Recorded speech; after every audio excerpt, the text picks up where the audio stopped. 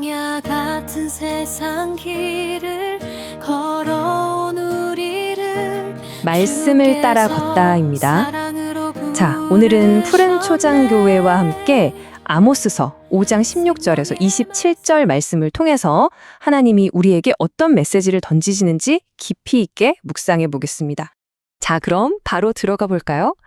여러분, 여호와의 날, 그러니까 하나님이 마침내 오시는 그 심판의 날을 보통 어떻게 상상하시나요? 아마 우리 대부분은 당연히 그날은 구원받은 우리에게 비치고 기쁨의 날이겠지라고 생각하실 겁니다. 그런데 아모스 선지자는요, 이 당연해 보이는 전제를 그야말로 산산조각 내버립니다. 오히려 그날을 간절히 기다리는 사람들을 향해서 아주 무서운 경고를 날리거든요. 도대체 왜 그랬을까요? 첫 번째 파트, 구원의 착각. 어둠이 되어버린 여호와의 날입니다. 당시 이스라엘 백성들은 자신들이 하나님의 택함 받은 백성이라는 이유 하나만으로 여호와의 날이 무조건 해방과 환희의 날이 될 거라고 아주 굳게 믿었어요.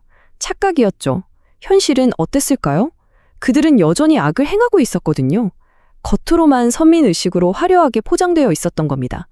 그래서 그날은 그들의 기대와는 완전히 정반대로 아주 캄캄한 파멸과 어두움의 심판날이 될 수밖에 없었던 겁니다. 아모스는 이 피할 수 없는 심판의 현실을 정말 뼈 때리는 생생한 비유로 설명하는데요. 한번 상상해 보세요. 길을 가다가 으르렁거리는 사자를 만나서 간신히 도망쳤는데 세상에 피하자마자 바로 곰을 마주친 겁니다. 너무 지치고 무서워서 헉헉대며 간신히 집으로 도망쳐 들어갔어요. 이제 살았다 하고 벽에 손을 딱 기대었는데 거기서 뱀에게 물려버리는 거죠.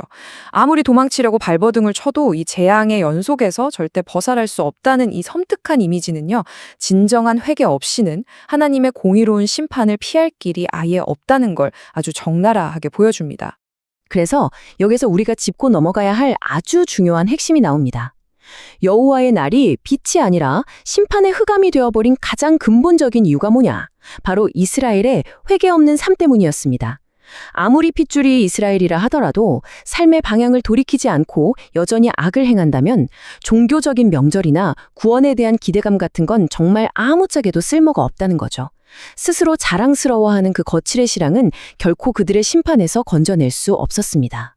두 번째 파트로 넘어가 보겠습니다. 헌신의 착각, 바로 거부당한 형식적 예배입니다. 겉보기에는요, 이스라엘의 종교 생활은 정말 완벽에 가까웠어요.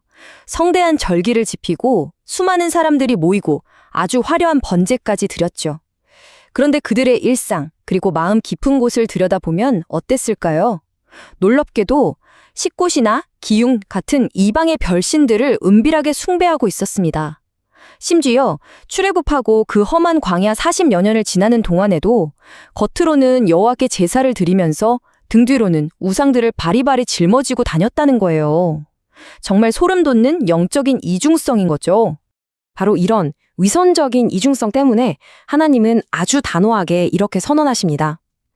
내가 너희 절기들을 미워하여 멸시하며 너희 성회들을 기뻐하지 아니하나니. 여러분, 이 말씀에 엄청난 무게가 느껴지시나요? 이건 그냥 나 좀 기분 나빠 이 정도의 불쾌감이 아닙니다. 완전한 거부, 그리고 엄청난 진노의 표현이에요. 속은 썩어 문드러졌으면서 겉보기에만 번지르르 한 종교 행위는 하나님께 어떤 기쁨도 되지 못할 뿐만 아니라 오히려 쳐다보기도 역겨운 가증스러운 짓이 된다는 아주 무서운 선고입니다. 결국 하나님께서 이들의 그 화려하고 형식적인 예배를 철저하게 거부하시는 이유가 뭘까요?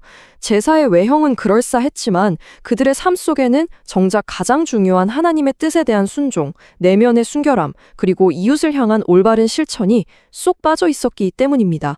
화려한 제사와 은밀한 우상 숭배가 같이 굴러가는 이 기가 막힌 위선적인 상태를 하나님은 단 한순간도 진짜 신앙으로 인정하지 않으십니다. 이제 세 번째 파트입니다. 참된 신앙의 현실, 삶으로 증명되는 참된 믿음입니다.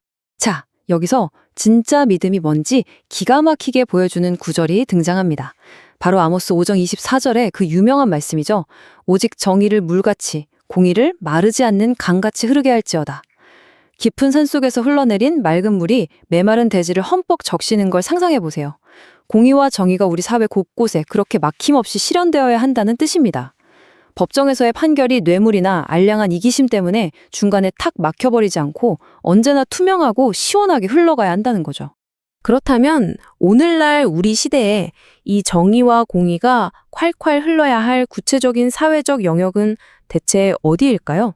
이 수천 년 전 고대의 말씀은 지금 우리의 현실에도 아주 정확하게 꼽힙니다. 첫째로 우리는 돈이나 명예 같은 우리도 모르게 품고 있는 현대판 우상들을 철저하게 버려야 합니다.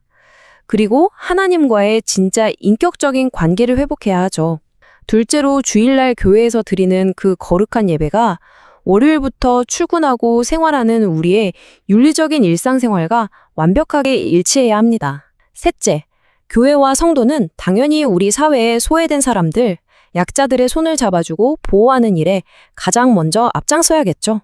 마지막으로 직장이든 가정이든 우리가 속한 그 어떤 곳에서든 편파적인 시선이나 부패 없이 아주 깨끗하고 공정하게 행동해야 합니다. 이것이 바로 마르지 않는 강물처럼 세상 속에 공의를 흘려보내는 구체적인 방법입니다. 만약 우리가 이런 실천을 쏙 빼먹는다면 어떻게 될까요? 아모스는 당시의 이스라엘 백성들이 결국 아수르에 의해서 사로잡혀 갈 것이라고 무서운 심판을 선언했습니다. 그런데 여러분, 이건 오늘날 우리에게도 똑같이 적용됩니다. 예배당 안에서 부르는 우리의 찬양 소리는 뜨거울지 몰라도 예배당 문을 딱 나서는 순간 사회적인 책임과 정의를 나몰라라 한다면 우리의 신앙은 서서히 생명력을 잃어가는 겁니다. 삶이 뒷받침해주지 못하는 종교는 결국 우리 스스로를 캄캄한 영적인 포로 상태에 가둬버리는 것과 똑같습니다.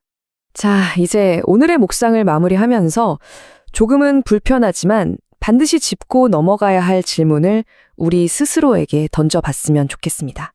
만약에 오늘 당장 하나님께서 여러분의 예배와 삶을 쭉 지켜보시고 평가하신다면 어떨까요?